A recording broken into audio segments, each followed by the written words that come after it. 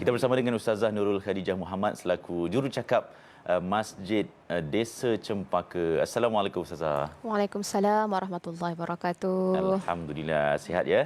Alhamdulillah sihat insya-Allah. InsyaAllah, kena sihat ni hujung-hujung minggu ni kan? Baik insya-Allah. Ustazah, bila cakap dengan kalimah ataupun ittaqullah ni lah, kita nak fahamkan kepada penonton apa itu ittaqullah dan hakikatnya kalimah tu perlu dijiwai oleh kita semua sebagai umat Islam. Jadi impak ataupun kesan ittaqullah kepada kehidupan kita macam mana? Baik, bismillahirrahmanirrahim. Alhamdulillahirabbil alamin wassalatu wassalamu ala asyrafil anbiya'i wal mursalin wa ala alihi wa sahbihi ajma'in. Amma ba'du. Assalamualaikum warahmatullahi taala wabarakatuh. Okey, selamat berhujung minggu kepada semua. Mana tahu tengah makan biskut hapseng cicah kopi O ke, dah sarapan Ardi dah? Sebenarnya belum. Allahu akbar. Tadi pun saya sempat alhamdulillah makan telur hancur dalam kereta. Terus masuk sini. Kita kan scramble egg saja, terus datang sini. Okey. Jadi alhamdulillah hari ini dah masuk 8 Rejab ya, 8 Rejab 1445 Hijrah. Telah seminggu berlalu ya, sahabat-sahabat sekalian, telah seminggu berlalu dan kita road to Ramadan sebenarnya, road to Ramadan. Moga-moga kita sentiasa amalkan doa ya, semoga Allah memberkati kita semua pada bulan Rejab, okey, pada bulan Syaban dan sampaikanlah kepada bulan Ramadan. Doa ni kita kena menjiwai, mentadabur, menghayati doa ni supaya kita sampai insya-Allah ke medan Ramadan insya-Allah. Okey. Cakap tentang konsep ittaqullah. Subhanallah Ittaqullah. Selalu kita dengar khatib berkhutbah pada hari Jumaat. Sentiasa kita dengar, ya ibadallah, wahai hamba-hamba Allah. Ittaqullaha haqqa tuqatih.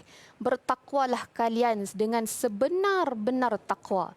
Wala tamutunna, janganlah kamu mati, illa wa antum muslimun, kecuali kamu dalam keadaan Islam. Subhanallah, kita hari ini nak cuba menghayati dan mentadabbur sebenar konsep sebenar ittaqullah, ataupun ni kita ambil sebenarnya kata asal dia adalah taqwa. Subhanallah, ittaqu ni bertakwalah. Takwa maknanya dia punya kata namalah. Ittaqullah, Allah menyuruh kita supaya bertakwa kepada Allah Subhanahu wa taala. Daripada khotib kita dengar setiap hari Jumaat kan, live pun banyak dekat RTM kan, kadang Masjid Negara, Masjid Wilayah Persekutuan, Masjid Tuanku Mizan Zainal Abidin sentiasa. Okey, kalau kita muslimat nak dengar live daripada solat Jumaat pun kita akan boleh dengar daripada rumah kita, daripada pejabat, office dan sebagainya ya. Jadi ittaqullah ni bermakna seruan kepada hamba-hamba Allah supaya takut kepada Allah Subhanahu wa taala dalam melakukan perkara maksiat ataupun perkara dosa atau perkara lara. Itu maksud ittaqullah. Maknanya Allah menyuruh kita rasa takut. Ada rasa takut untuk melakukan dosa, untuk melakukan perkara-perkara yang melalaikan dan sebagainya lah. Ya?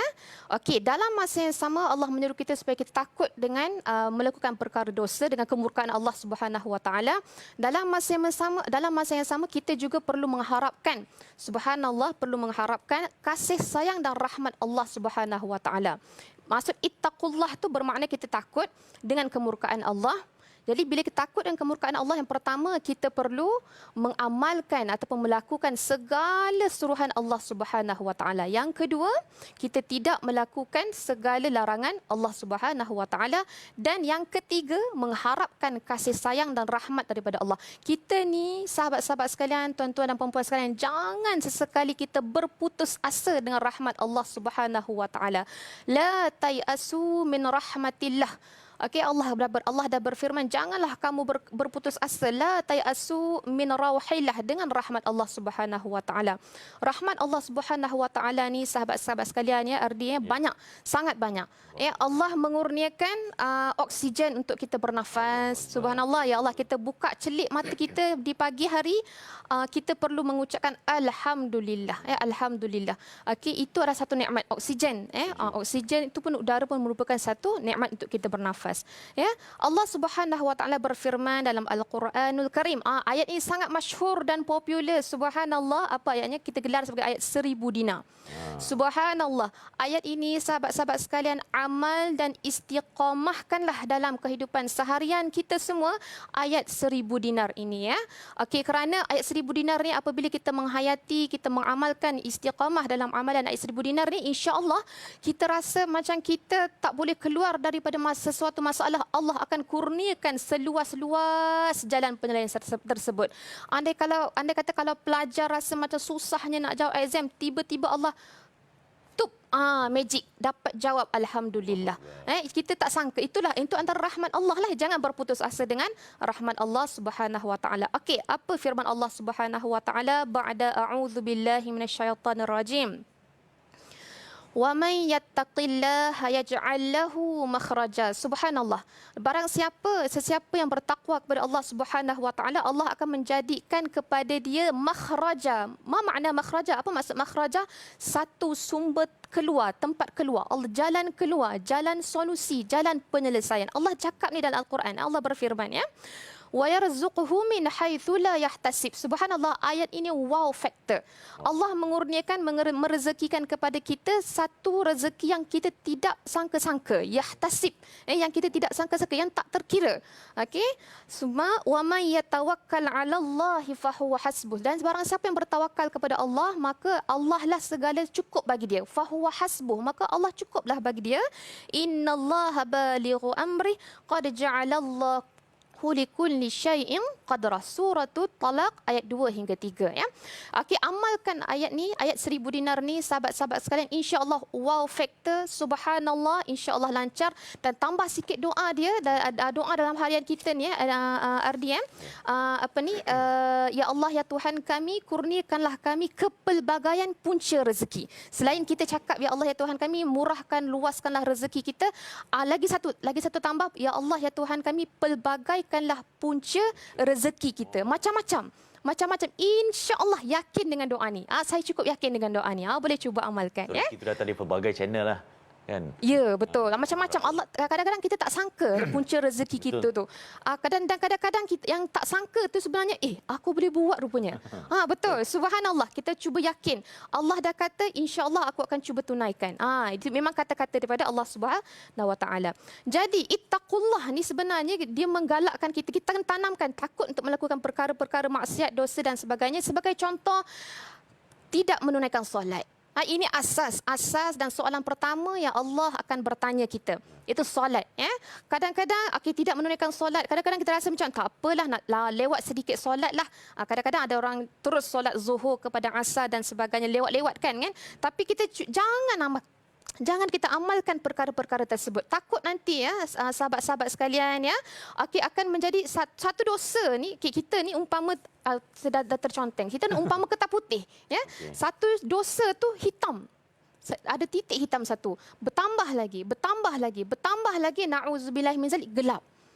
Jadi kita tak nak macam tu. Jadi jangan tinggalkan solat itu. Jangan tidak berpuasa ataupun tidak berpuasa. Ini banyak berlaku kajian masyarakat kita, sosial kita. Hampir berapa peratus remaja-remaja zaman sekarang ataupun bukan remaja sajalah, kadang-kadang orang tua tidak menunaikan solat. Tidak menutup aurat. Mengikut syariat. Jangan kita mengumpat, jangan mencuri, menerima dan memberi rasuah dan sebagainya. Kita kena tanamkan konsep ittaqullah dalam jiwa kita untuk kita takut akan kemurkaan Allah Subhanahu wa taala. Jadi jangan amalkan buat perkara-perkara dosa, kata orang Melayu, sikit-sikit lama-lama menjadi bukit. Itu yang kita tak nak. Na'udzubillah min zalik. Jadi takwa ni bermakna takut dengan kemurkaan dan kemarahan Allah Subhanahu wa taala. Okey? Insya-Allah. Dan mudah-mudahan kita pun janganlah sentiasa ataupun jangan putus asa lah, macam Ustaz kata tadi. Kan? Betul. Jangan putus asa dengan rahmat Allah. Insya-Allah ada jalannya. Ustaz, cara untuk kita istiqamah untuk kekal dalam keadaan sentiasa takut kepada Allah. Apa tindakan kita buat mesti ada rasa sifat takut tu. Okey, Allahu Akbar.